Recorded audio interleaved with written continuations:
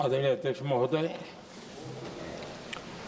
मैं इस सम्मानित सदन में पश्चिम एशिया में चल रहे संघर्ष और इसकी वजह से भारत के सामने आई चुनौतियों पर बात रखने के लिए उपस्थित हुआ हूं।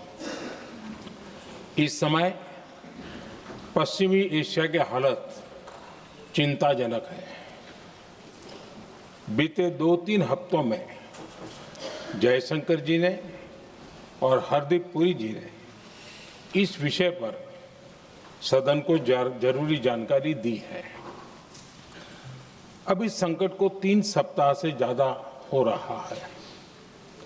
इसका पूरे विश्व की अर्थव्यवस्था पर, लोगों के जीवन पर बहुत ही विपरीत असर हो रहा है। इसलिए पूरी दुनिया इस संकट के जल्द से जल्द समाधान के लिए सभी पक्षों से आग्रह भी कर रही है। अध्यक्ष महोदय, भारत के सामने भी इस युद्ध ने अप्रत्याशित चुनौतियां खड़ी कर दी हैं। ये चुनौतियां आर्थिक भी हैं, नेशनल सिक्योरिटी से जुड़ी भी हैं और मानवीय भी है। युद्धरत और युद्ध से प्रभावित देशों के साथ भारत के व्यापक व्यापारिक रिश्ते हैं। जिस क्षेत्र में युद्ध हो रहा है वो दुनिया के दूसरे देशों के साथ हमारे व्यापार का भी एक महत्वपूर्ण रास्ता है। विशेष रूप से कच्चे तेल और गैस की हमारी जरूरतों का एक बड़ा हिस्सा यही क्षेत्र पूरा करता है। हमारे लिए ये रीजन एक और कारण से भी अहम है। लगभग 1 करोड़ भारतीय खाड़ी देशों में रहते हैं और वहां काम करते हैं। वहां समंदर में जो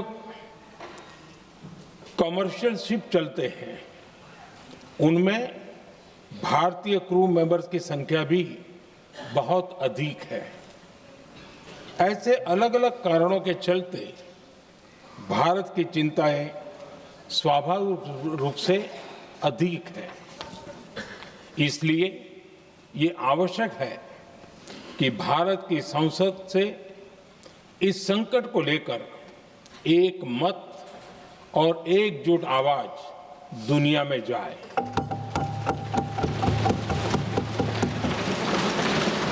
अध्यक्ष जी, जब से ये युद्ध शुरू हुआ है तब से ही प्रभावित देशों में हर भारतीय को जरूरी मदद दी जा रही है। मैंने खुद पश्चिम एशिया के ज्यादातर देशों के राष्ट्राध्यक्षों के साथ 2 राउंड फोन पर बात की है। सभी ने भारतीयों की सुरक्षा का पूरा आश्वासन दिया है। दुर्भाग्य से इस दौरान कुछ लोगों की दुखद मृत्यु हुई है और कुछ घायल हुए हैं। ऐसे मुश्किल हालात में परिवारजनों को आवश्यक मदद दी जा रही है। जो घायल है उनका बेहतर इलाज सुनिश्चित कराया जा रहा है। अध्यक्ष जी, प्रभावित देशों में हमारे जितने भी मिशन हैं वो निरंतर भारतीयों की मदद करने में जुटे हैं। वहां काम करने वाले भारतीय हो या फिर जो टूरिस्ट वहां गए हैं, सभी को हर संभव मदद दी जा रही है। हमारे मिशन नियमित रूप से एडवाइजरी जारी कर रहे हैं।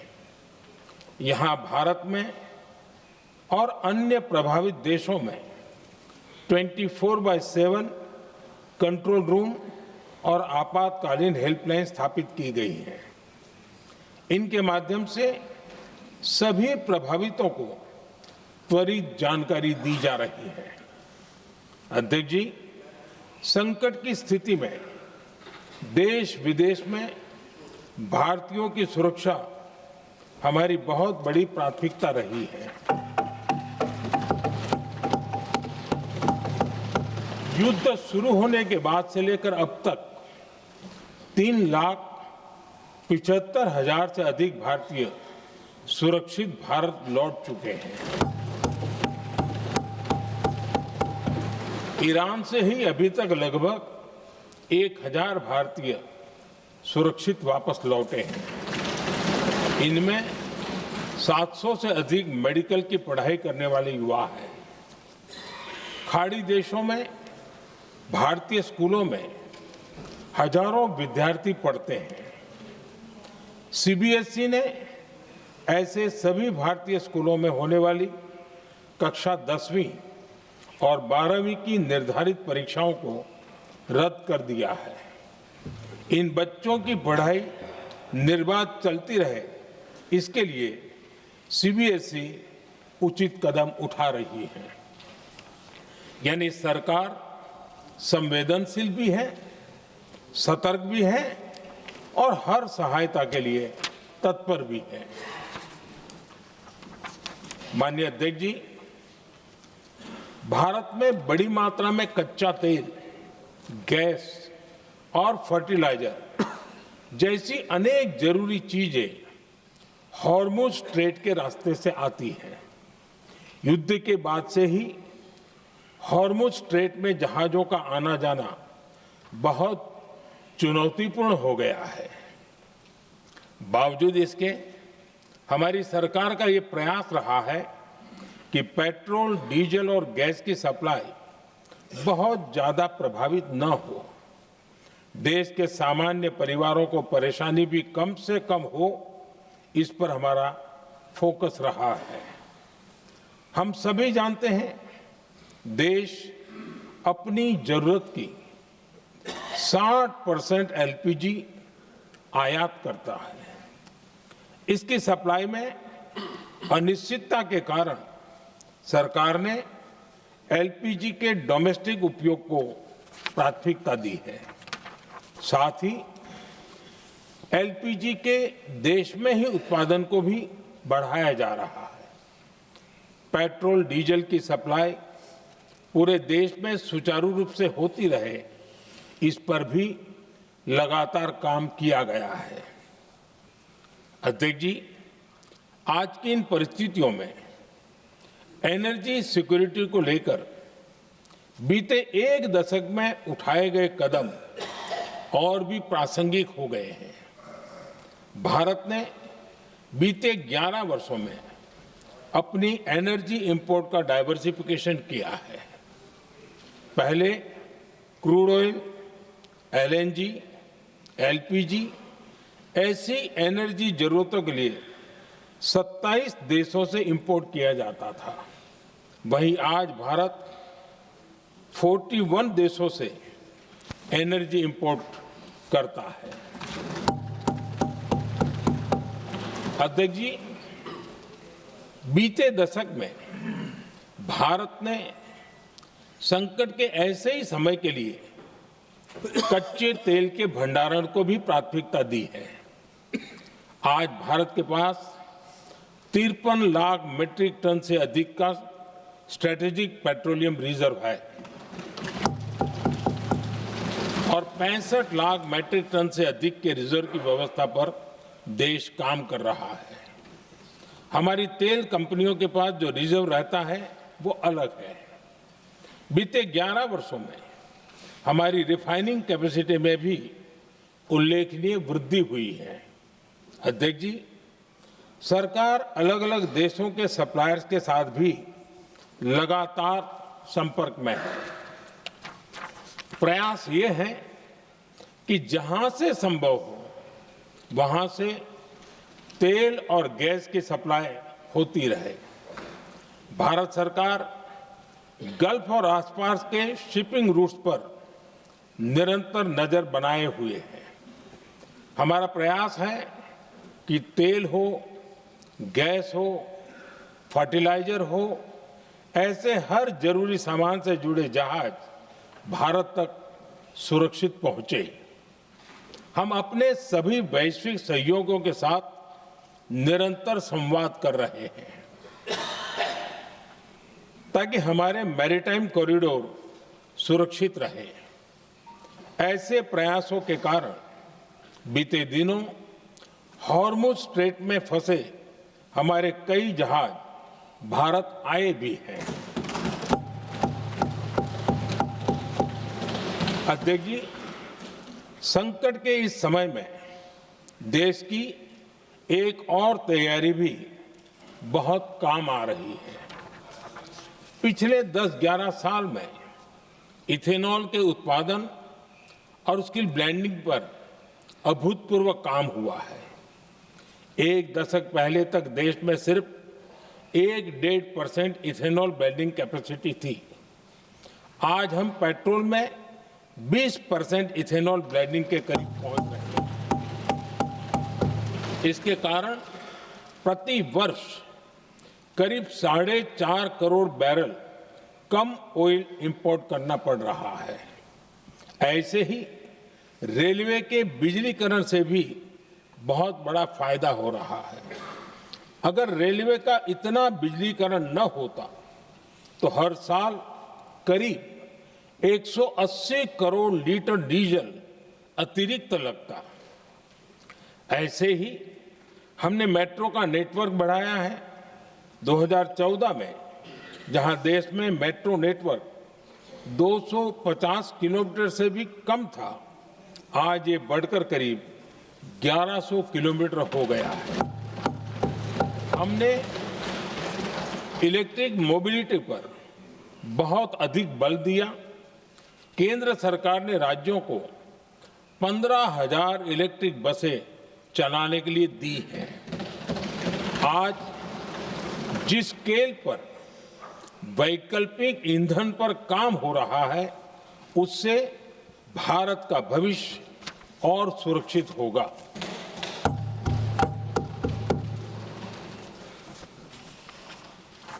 आदरणीय अध्यक्ष जी, हम जानते हैं कि एनर्जी आज इकोनॉमी की रीढ़ है और ग्लोबल एनर्जी नीड्स को पूरा करने वाला एक बड़ा सोर्स वेस्ट एशिया है। स्वाभाविक है कि दुनिया भर की अर्थव्यवस्था वर्तमान संकट से प्रभावित हो रही है और भारत पर इसका कम से कम दुष्प्रभाव हो, इसके लिए निरंतर प्रयास किए जा रहे हैं। सरकार इसके शॉर्ट टर्म, मीडियम टर्म और लॉन्ग टर्म ऐसे हर असर के लिए एक रणनीति के साथ काम कर रही है। आज भारत की इकोनॉमी के फंडामेंटल्स मजबूत है। इससे भी देश को बहुत मदद मिली है। हम हर सेक्टर के स्टेक होल्डर्स के साथ चर्चा कर रहे हैं। जहां भी जरूरत है उस सेक्टर को आवश्यक सपोर्ट दिया जा रहा है। भारत सरकार ने एक इंटर मिनिस्ट्रियल ग्रुप भी बनाया है। ये ग्रुप हर रोज मिलता है और हमारे इंपोर्ट एक्सपोर्ट में आने वाली हर दिक्कत का आकलन करता है और ये ग्रुप आवश्यक समाधान पर भी निरंतर काम करता है। मुझे पूरा भरोसा है कि सरकार और इंडस्ट्री के साझा प्रयासों से हम परिस्थितियों का बेहतर सामना कर पाएंगे। माननीय अध्यक्ष जी, एक बड़ा सवाल ये है कि युद्ध का खेती पर क्या प्रभाव होगा। देश के किसानों ने हमारे अन्न के भंडार भर रखे हैं, इसलिए भारत के पास पर्याप्त खाद्यान्न है। हमारा ये भी प्रयास है कि खरीफ सीजन की ठीक से बुआई हो सके। सरकार ने बीते सालों में आपात स्थिति से निपटने के लिए खाद की पर्याप्त व्यवस्था भी की है। अतीत में भी हमारी सरकार ने दुनिया के संकटों का बोझ किसानों पर नहीं पड़ने दिया था। कोरोना और उस समय के युद्धों के दौरान उस समय भी ग्लोबल सप्लाई चेन में डिस्ट्रप्शन आ गई थी। दुनिया के बाजार में यूरिया की एक बोरी 3,000 रुपये तक पहुंच गई, लेकिन भारत के किसानों को वही बोरी 300 रुपये से भी कम कीमत में उपलब्ध कराई गई। अध्यक्ष जी, देश के किसानों को इस प्रकार के संकटों से बचाने के लिए भी बीते वर्षों में अनेक कदम उठाए गए हैं।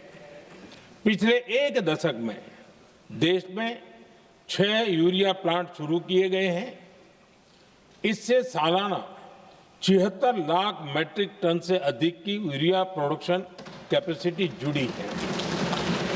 इस दौरान डीएपी और एनपीकेएस जैसी खाद का घरेलू उत्पादन भी करीब 50 लाख मैट्रिक टन बढ़ाया गया है। इतना ही नहीं, तेल और गैस की तरह खाद के आयात को भी डाइवर्सिफाई किया गया है।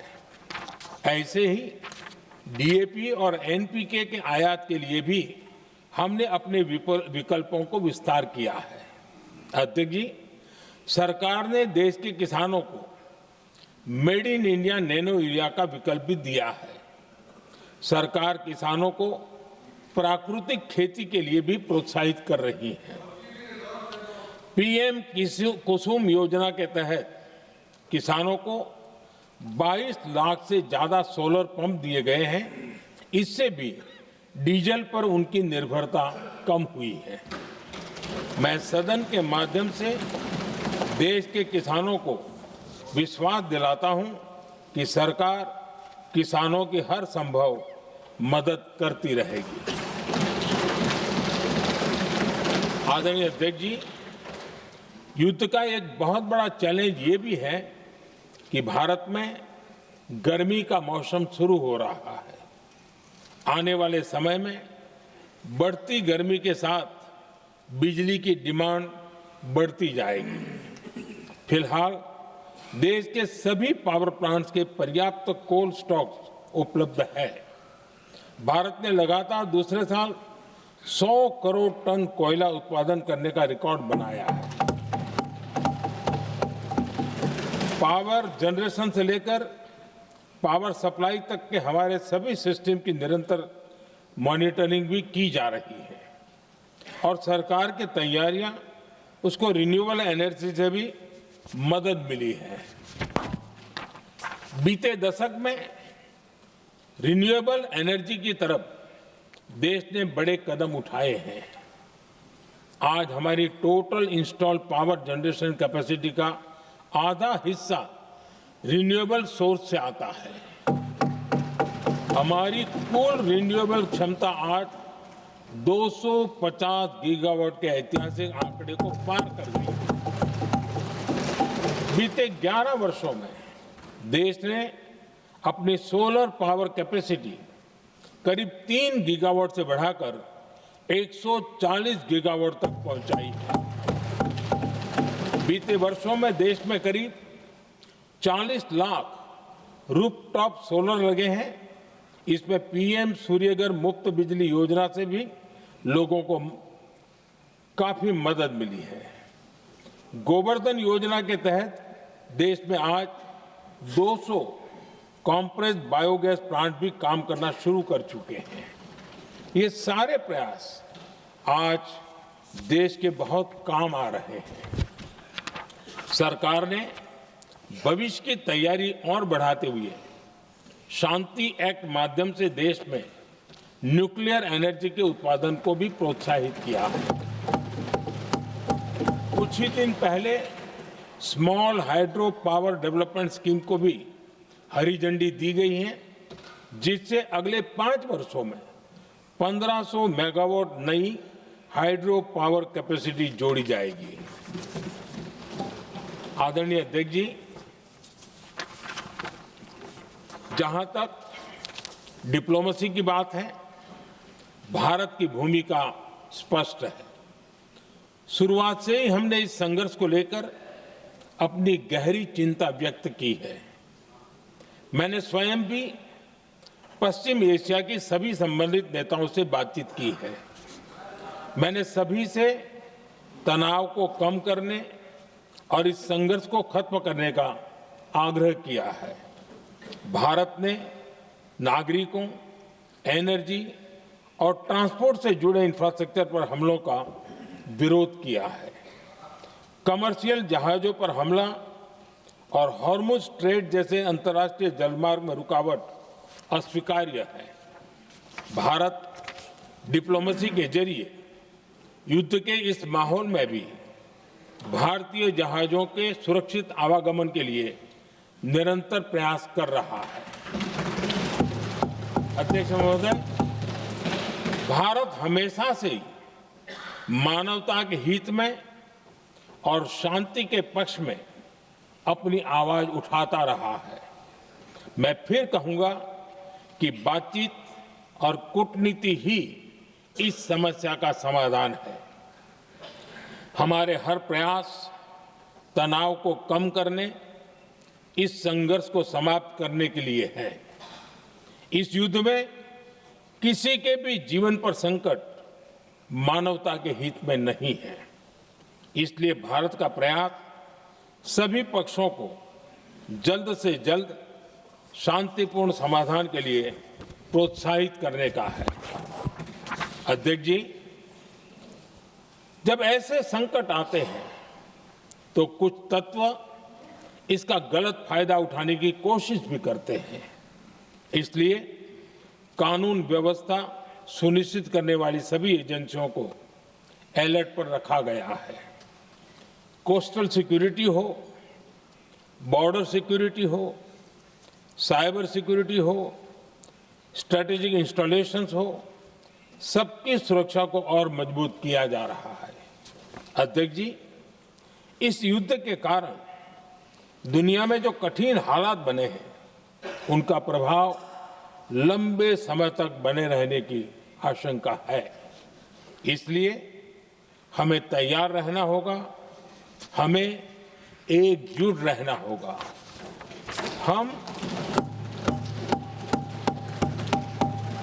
हम कोरोना के समय भी एकजुटता से ऐसी चुनौतियों का सामना कर चुके हैं। अब हमें फिर से उसी तरह तैयार रहने की आवश्यकता है। धीरज के साथ, संयम के साथ, शांत मन से हमें हर चुनौती का मुकाबला करना है और यही हमारी पहचान है, यही हमारी ताकत है। और हां, हमें बहुत सावधान और सतर्क भी रहना है। हालात का फायदा उठाने वाले झूठ फैलाने का प्रयास करेंगे, ऐसे लोगों की कोशिशों को सफल नहीं होने देना है। मैं देश की सभी राज्य सरकारों से भी इस सदन के माध्यम से आग्रह करूंगा, ऐसे समय में कालाबाजारी करने वाले, जमाखोरी करने वाले एक्टिव हो जाते हैं। इसके लिए कड़ी मॉनिटरिंग जरूरी है। जहां से भी ऐसी शिकायतें आती हैं, वहां त्वरित कार्रवाई होनी चाहिए। देश की हर सरकार और देश का हर नागरिक जब मिलकर चलेंगे तो हम हर चुनौती को चुनौती दे सकते हैं। इसी आग्रह के साथ मैं अपना वक्तव्य समाप्त करता हूं। बहुत बहुत धन्यवाद।